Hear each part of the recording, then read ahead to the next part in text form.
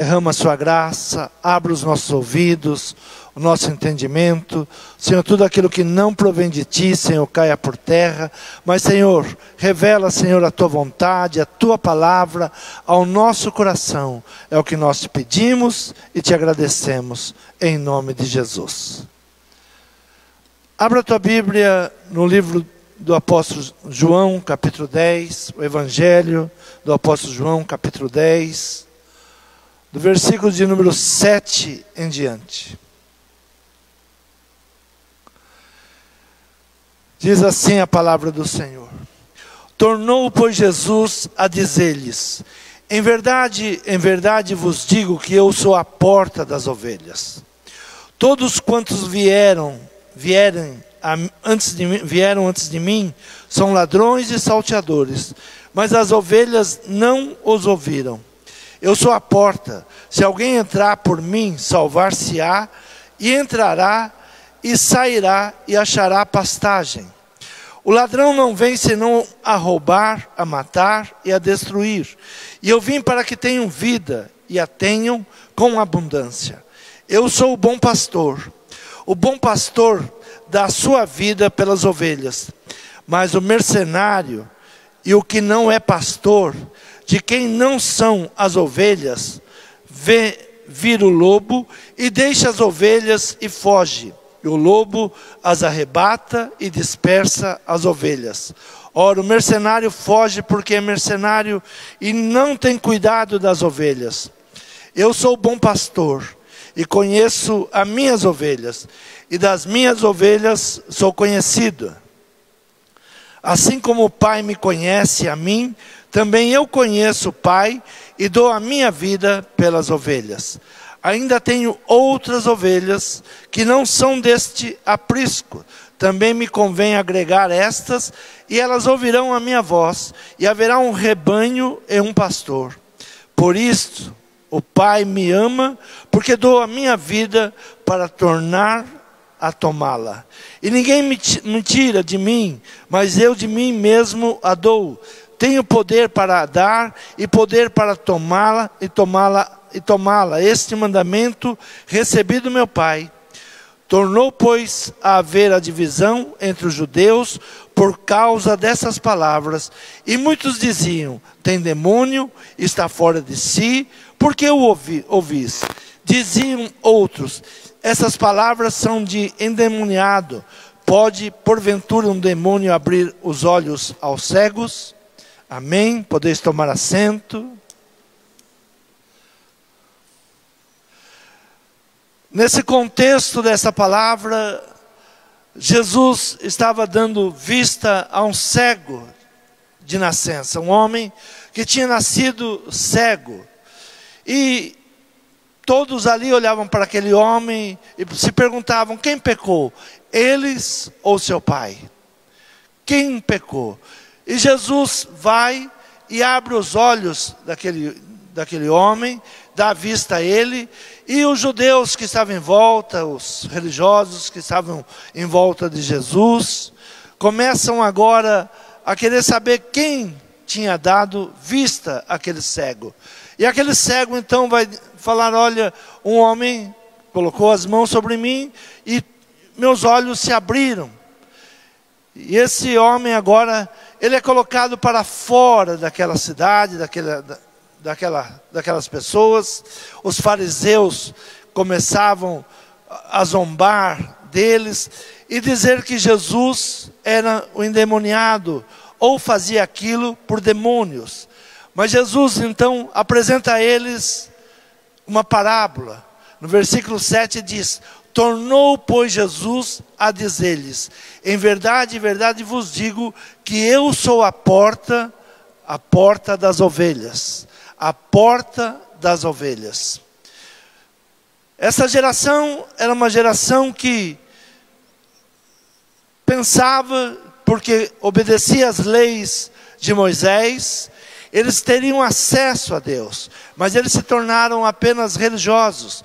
Eles não tinham acesso a Deus, a não ser a religiosidade.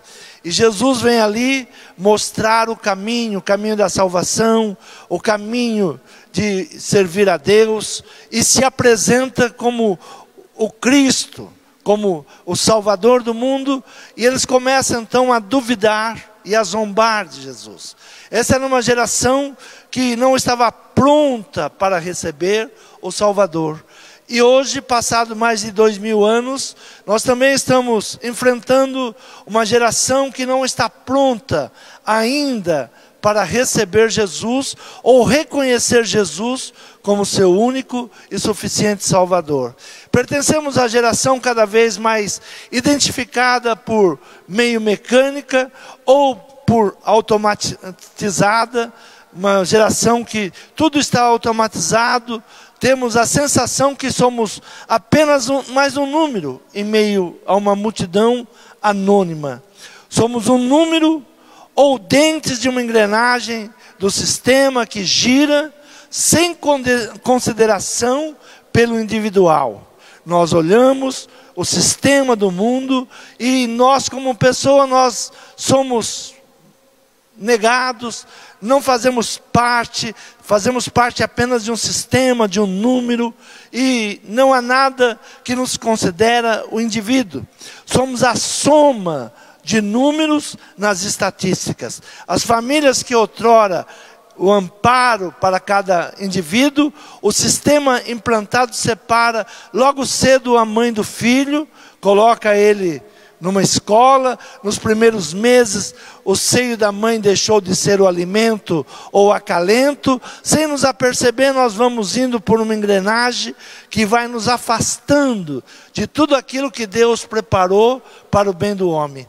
A convivência dos filhos com os pais é tão rara que já não identifica ele como membro da família. O adolescente que é tratado como ninguém em casa, onde sabemos mais da vida dos notáveis, os problemas políticos, do que realmente o que acontece dentro da nossa casa.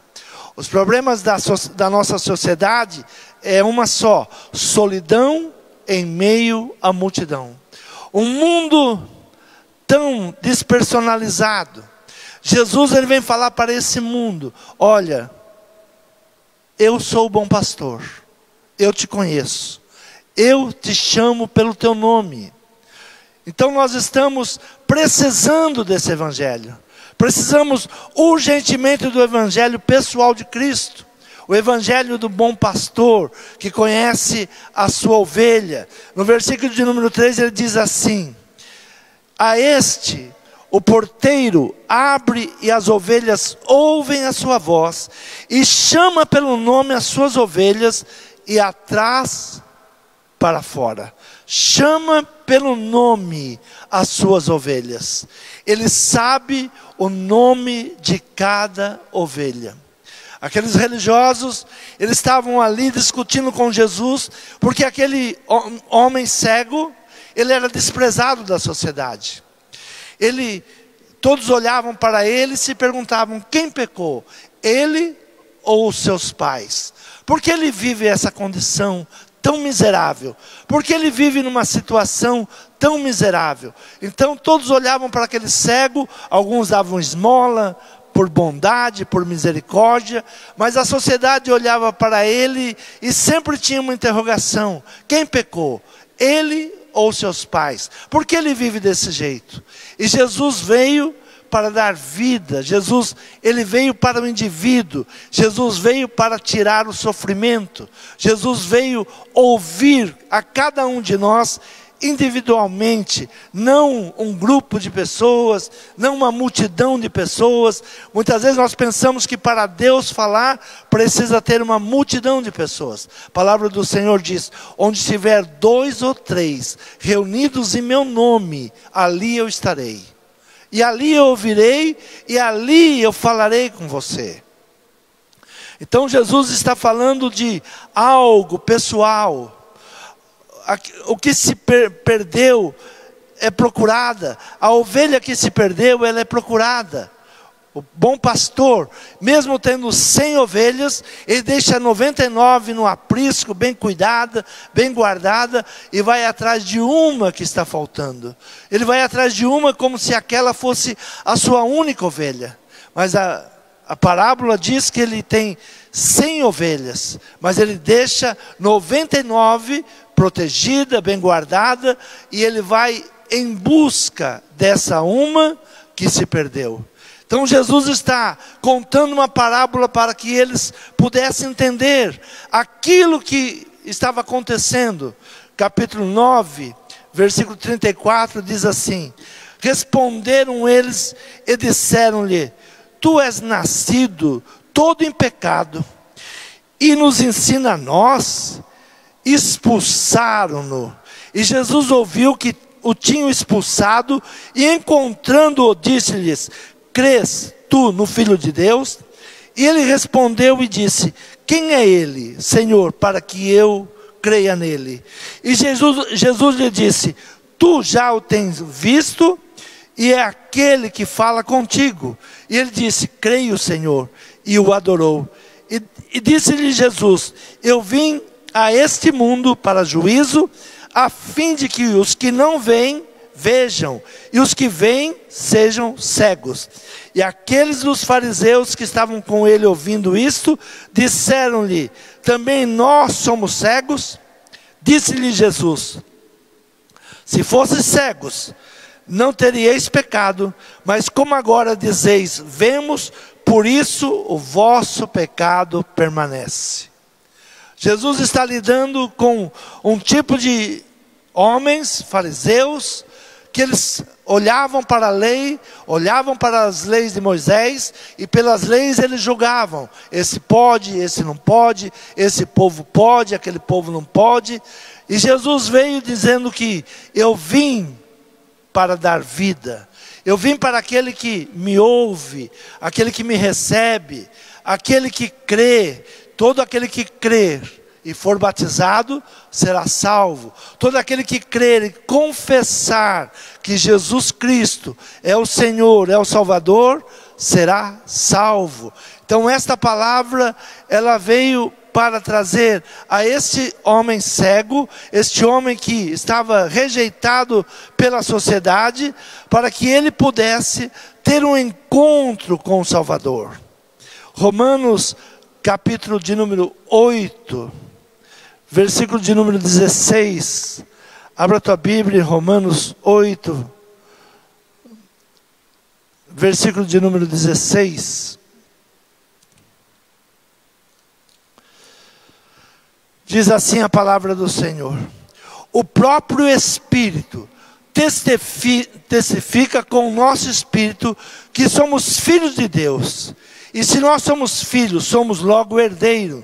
Também verdadeiramente herdeiros de Deus e co-herdeiros de Cristo, se é certo que com Ele padecemos, para que também com Ele sejamos glorificados. Porque para mim tenho por certo que as aflições deste tempo presente não são para comparar com a glória que em nós há de ser revelada.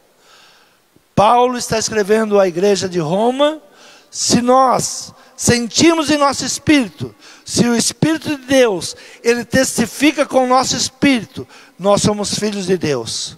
Se nós cremos em Jesus, se nós recebemos Jesus como nosso suficiente Salvador, nós somos filhos de Deus. Jesus havia curado o cego de nascença, e aqueles religiosos expulsaram ele, porque era um pecador. Como sendo um pecador, quer nos ensinar agora. Aquele moço, ele estava contando sobre o milagre que ele tinha recebido, como Jesus tinha tido um encontro com ele, e como lhe tinha devolvido a visão. E eles agora estão dizendo: você é pecador, como você pode nos ensinar? O inimigo, ele sempre quer dizer que você não pertence ao reino. Mas se você ouvir a voz de Cristo, se você ouvir a voz do Senhor, do bom pastor, se você dá crédito à palavra, se o próprio Espírito testifica com o nosso espírito, se você busca o Espírito Santo de Deus, e Ele testifica que você é salvo, que você pertence ao Senhor, não aceite nenhuma palavra contrária. Não permita nenhuma dúvida. O inimigo, ele sempre quer implantar uma dúvida. Mesmo em Jesus, o inimigo ele vai tentar a Jesus e tenta trazer ao coração de Jesus o quê? Uma dúvida. Mateus capítulo de número 4, versículo 1 em diante, diz assim: a tentação de Jesus Cristo. Então foi conduzido Jesus pelo Espírito ao deserto para ser tentado pelo diabo. E tendo jejuado 40 dias e 40 noites, depois teve fome. E chegando-se a ele, o tentador disse: se tu és o Filho de Deus, manda que estas pedras se tornem em pães. Como o inimigo chega, sempre trazendo dúvida. Se tu és o Filho de Deus, se tu és. O inimigo ele sempre chega para nós trazendo uma dúvida. Olha, se realmente você é salvo, se realmente Jesus te salvou, se realmente você tem certeza da salvação. O inimigo ele sempre vai tentar trazer a dúvida. Como é que nós devemos responder às dúvidas que o inimigo ele tenta nos trazer? Da mesma maneira que Jesus respondeu para ele. Versículo 4. Ele, porém, respondendo, disse: está escrito, nem só de pão viverá o homem, mas de toda palavra que sai da boca de Deus. Como é que nós respondemos ao inimigo? Romanos capítulo 8, versículo 16. Nós somos filhos de Deus. Nós somos pelo Espírito. O Espírito de Deus testifica dentro de nós que nós somos filhos. O próprio Espírito testifica com o nosso espírito que somos filhos de Deus. E se nós somos filhos, somos logo herdeiros, também verdadeiramente herdeiros de Deus e co-herdeiros de Cristo, se é certo que com Ele padecemos, para que também com Ele sejamos glorificados. Sempre usando a palavra de Deus. Jesus, quando foi tentado, ele disse: está escrito. Ele toma posse da palavra e ele diz: a prova está aqui, está escrito. Nem só de pão viverá o homem, mas de toda palavra que sai da boca de Deus. Então nós derrotamos o inimigo, porque ele vem, como eles foram para o cego, e eles diziam para o cego: você sempre foi pecador, você é um pecador, como agora você quer nos ensinar, como agora você quer nos dar testemunho que você foi curado. Desde a sua nascença, ou você pecou, ou o seu pai pecou. Mas Jesus vem para tirar a aflição, Jesus vem para nos comprar da mão do inimigo e perdoar todos os nossos pecados. Aquele homem, ele tem um encontro com Jesus, e Jesus ali volta a dar vista a ele, agora ele vê, e Jesus diz: olha, muitos que pensam que vê, têm olhos mas não vê. É a profecia de Isaías, Jesus mais uma vez repetindo essa profecia, dizendo: tem pessoas que têm olhos, mas não vê, têm ouvidos, mas não ouvem. Bem-aventurados sois vós, que viram e ouviram. Nós somos bem-aventurados, porque nós demos crédito à palavra do Senhor. Abra tua Bíblia em primeira carta do apóstolo João, capítulo 5, versículo 18. Diz assim: sabemos que todo aquele que é nascido de Deus não peca, mas o que é de Deus é gerado, conserva-se a si mesmo, e o maligno não lhe toca. Sabemos que somos de Deus e que todo mundo jaz no maligno. Sabemos que aquele que é nascido de Deus não peca. Ele não vive mais uma vida de pecados. Ele agora tem nojo do pecado. ele não vive mais uma vida de pecado. O próprio apóstolo João diz assim: filhinhos, não pequeis, mas se pecar, tem um advogado. Se houver um erro, um fracasso, devemos voltar a Jesus e pedir perdão. Senhor, nos perdoa dos nossos pecados. Todos os dias devemos pedir perdão das nossas falhas, dos nossos pecados, para que o inimigo não tenha do que nos acusar. Sabemos que todo aquele que é nascido de Deus não peca, mas o que é de Deus é gerado, conserva-se a si mesmo e o maligno não lhe toca. Sabemos que somos de Deus e que todo mundo jaz no maligno. E sabemos que já o Filho de Deus é vindo e nos deu entendimento para que conheçamos ao verdadeiro, e no que é verdadeiro estamos, isto é, em seu Filho Jesus Cristo. Este é o verdadeiro Deus e a vida eterna. Filhinhos, guardai-vos dos ídolos. Filhinhos, guardai-vos dos ídolos. Nós temos um acesso direto ao nosso Pai. Através do nosso Senhor Jesus Cristo, nós temos um acesso direto. Podemos falar com o Pai, podemos falar com o Filho, falamos com o Espírito Santo. O Espírito Santo está todo dia nos ajudando na oração, falando por nós, clamando por nós, porque muitas vezes nós nem sabemos nem como orar. Mas a palavra do Senhor diz que Jesus, Ele é o bom pastor. E o bom pastor, ele dá a sua vida pelas suas ovelhas. O bom pastor, ele vem buscar, ainda que a ovelha venha se perder, ele deixa as 99 e vai em busca delas. E uma coisa que devemos entender: nós não somos apenas um número, nós temos um nome. A este o porteiro abre, e as ovelhas ouvem a sua voz, e chama pelo nome as suas ovelhas, e as traz para fora. E aqueles que são ovelhas do Senhor, quando ouvem o mercenário, não dá ouvido ao mercenário, porque conhece a voz do bom pastor. É isso que nós temos que entender. Somos nascidos de Deus, e o inimigo não pode nos tocar. Você crê nessa palavra? Se coloque de pé. Fale com o Senhor nesta noite. O Senhor, Ele, ao contrário do mundo.